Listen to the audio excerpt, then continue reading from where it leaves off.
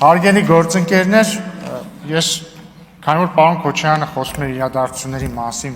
որոնց մասնակցել ենք այստեղ շատերս, համեստ մասնակցությամբ։ Ես ուզում եմ դրանց անդրադառնալ, բայց սկզբից մի, այսպես ասած, disclaimer անեմ, էլի։ Պարոն Քոչարյան, ես միշտ ինձ մի փոքր վատ եմ զգում ձեր ներկայությամբ կամ ձեր հետ հեռակա զրուցելիս, ձեր հոր մասին խոսելիս, որովհետև աշխարհի ամենահաճելի բանը չի, որդուն ասել, գիտես, ճիշտ է, ես համարում եմ քո հայրը վատ քաղաքական գործիչ է կամ, չգիտեմ, վատ մարդ է կամ այսինչա, այն ինչա։ Բայց ես ստիպված եմ դա անել եւ ուզում եմ ասել, որ ես դա անում եմ բացառապես այն պատճառով, որ դուք падգամավոր եք քաղաքական գործիչ եք եւ այստեղ եք, այսինքն ձեր, օրինակ, ձեր ավագ եղբորը, եթե երբևէ հանդիպեմ, չեմ խոսի ձեր հոր մասին, որովհետեւ ինքը քաղաքական գործիչ չի։ Ինքը առնվազն քաղաքականապես որ համար պատասխանատու չի, իսկ դուք պատասխանատու եք այնպես ինչպես ձեր կողքին նստած ձեր գործընկերները։ Պարոն Քոչարյան, դուք խոսում եք մարտի 1-ի մասին ու չգիտեմ, երևի հույս եք դրել, որ երիտասարդները, ովքեր այդ օրերին չեն ապրել, պետքա լսեն ձեզ, հավատան ձեզ։ Կամ ես չեմ բացառում, որ դուք այն ժամանակ լինելով երիտասարդ եւ ձեր հոր որդին, չգիտեմ, այսպես ասած, իրականությունը լավ չեք տեսել, կարող է ձեր տանը մենակ հմեկն է միացած եղել, այն ժամանակ էլ հայլուրով բոլորս գիտենք ինչ են ցույց տվել, հա? Եվ դուք դրան եք հավատացել, ես դա չեմ բացառում, իշխանությունը այդպես հատկություն ունի մարդուն իրականությունից կտրելու։ Բայց իրականությունը հետևյալն է, պարոն Քոչարյան, 2008 թվականի մարտի 1-ի առավոտյան ժամը քանիսն էր, 6-ին, հասկանում եք, ժամը 6-ին, Ազատության հրապարակում եղել է մաքսիմում 100 մարդ, լավ թո 200, 1000-ից քիչ հաստատ, 500-ից քիչ հաստատ, մեծ մասը քնած, ժամը 6-ին հասկանում եք, առավոտյան ժամը 6-ին, ոչ մի բան չեն արել, միակ բանը որ արել են, քնելն է եղել կամ խռացնելը։ Հատուկ ջոկատայինները եկել են, սկսել են բոլորին ծեծել, դուբինկեքով ծեծել։ Մարդիկ փախել են հետևներից վազելով, ծեծելով լարել են մարդկանց։ Հիմա խնդրում եմ ինձ ասել, այդ մարդիկ ինչ էին արել, ինչի են հատուկ ջոկատայինները առավոտ ժամը 6-ին եկել այդ մարդկանց դուբինկեքով զղկել։ Բացատրեք ինձ։ Հաջորդը, ներողություն։ Ընդ որում ուշադրություն դարձեք, էլի խնդրում եմ այս իմ նկարագրածը համեմատեք վերջին տարիների իրադարձությունների հետ։ Ասենք 2 տարի առաջ մարդիկ եկել էին արքեպիսկոպոսի գլխավորությամբ, եկել բանը սիրարների այգու զաբորները ջարդել էին, ուզում էին գային ազգային ժողովի վրա, այդ ընթացքում ոստիկանությունը հատուկ միջոց մի ընդհատեք, հատուկ միջոց կիրառեց, դուք դա համարում եք ցեղասպանություն, բայց քնած մարդկանց առավոտվա ժամը 6-ին գալ դուբինկեքով սատկացնելը համարում եք, գիտեք ինչ կա, որ նորմալ է։ Սա խնդիր է, պարոն Քոչարյան, սա խնդիր է։ Հաջորդը։ Հա, ընդ որում հետո դնում եք ձայնագրություն, որ Նիկոլ Փաշինյանը ասում է իրեր վերցրեք, որ պաշտպանվեք։ Իհարկե պետք է իրեր վերցնեն, որ պաշտպանվեն, որտեղ ինքն է պաշտպանում, որովհետև բա դրանից մի քանի ժամից առաջ հատուկ ջոկատայիններ եկի հարձակվել են մարդկանց վրա։ Բա ինչ եք ուզում։ Պարզ չի պետք է բարիկադավորվեն։ Ձեզնից չէ, ձեր հորից էին պաշտպանվում։ Հաջորդը, այնց հանգիստ եկել ասում եք, դե հա կարող է մարդիկ են եղել անմեղ, որ ձերբակալել են։ Չէ, կարող է չի, ասում եմ իմ հայրը ոչ մի հանցանք չի գործել, ընդ որում ոչ թե կարող է չի գործել։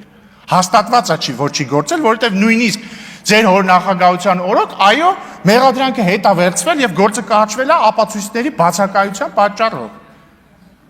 Հիմա ինչ է ստացվում, այսինքն գալիս են առավոտվա ժամը 6-ին հատուկ ջոկատայինները մարդիկ ծեծում են, հետո գալիս իմ հորը եւ այտենց եւս մի քանի 100 հոգու ձերբակալում են ու դուք ասում եք դե լավ, հա ես հպարտ եմ, դուք էլի հպարտ եղեք ձեր հորով։ Պարզ է որ ցանկացած որդի պետք է հպարտ լինի իր հորով, բայց քաղաքականապես այդտեղ հպարտանալու բան ընդհանրապես չկա։ Ինչ վերաբերվում է մեղադրանքների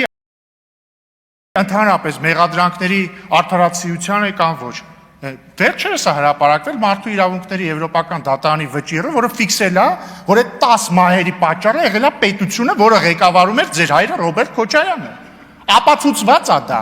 Դա ապացուցված է։ Եվ Նիկոլ Փաշինյանը այն ժամանակ դատապարտվել, մի խանգարեք ինձ, դատապարտվել է ապօրինի կերպով։ Հաջորդը դուք ասում եք եւ Սասուն Միքայելյան, եւ մյուսները, կոնկրետ Նիկոլ Փաշինյանի մասին խոսեց, ասեցի, այո, եւ Սասուն Միքայելյան, այստեղ դատապարտված մարդ ոնց որ չկա այդ գործով։ Հաջորդը ասում եք Ռոբերտ Քոչարյանի իշխանության օրոք տնտեսական ցուցանիշները, բոլոր ցուցանիշները այնպեսի լավն են եղել, որ ես հպարտանում եմ։ Ձեզ մի հատ ցուցանիշ ասեմ, դուք եկեք իրար հետ մտորենք, արժի հպարտանալ դրա համար, թե չէ։ 1998 թվականին, երբ որ Ռոբերտ Քոչարյանը ստանձնեց Հայաստանի նախագահի պաշտոնը, Հայաստանի եւ Ադրբեջանի ռազմական բյուջեների, այսինքն պաշտպանական բյուջեների հարաբերակցությունը, գիտեք ինչքան էր։ Մեկը մեկի, այսինքն նույնը, ինչքան Հայաստանի բյուջեներ, այնքան Ադրբեջանի բյուջեներ։ Եվ ուշադրություն, այդ թվին բնակչության տարբերությունը մոտարապես կրկնակի էր, Հայաստանը մոտ 3 ու մի քիչ, Ադրբեջանը այն ժամանակ եւի 7 ու մի քիչ կամ 8։ Այսօրվա պես շատ չէր, բայց էլի շատ էր։ Մեկը մեկ էր։ 2008 թվին այն նույն ժամանակ են հատուկ ջոկատայինները, որ մտան առավոտվա 6-ին մարդկանց ծեծեցին, հետո մարդկանց սկսեցին դատել։ Հարաբերակցությունը գիտեք ինչքան էր ռազմական բյուջեների։ Մեկը 5-ի։ Ադրբեջանի ռազմական բյուջեն 5 անգամ գերազանցում էր Հայաստանի ռազմական բյուջեն։ Բայց այդ տարիներին կա մեկ այլ բյուջե, որի հարաբերակցությունը աճում էր իօգուտ ձեզ, պարոն Քոչարյան։ Դա ձեր ընտանիքի եւ Հայաստանի մյուս քաղաքացիների ընտանիքների բյուջեների հարաբերակցությունն էր, որ ես չգիտեմ, ինչ դժվարանում եմ ասել, ինչ է, մեկը 10-ի, մեկը 20-ի, մեկը 100-ի։ Ուզում եք օրինակ իմ եւ ձեր բյուջեների հարաբերակցությունը ասենք ձեր ընտանիքը հավաքական ունի $200 միլիոն, մերը չունի ոչ մի $1 միլիոն։ Այս այդա հպարտանալու թիվ է, իրոք կարող եք հպարտանալ դուք, չգիտեմ, մի քանի հազար անգամ հարուստ եք ավելի։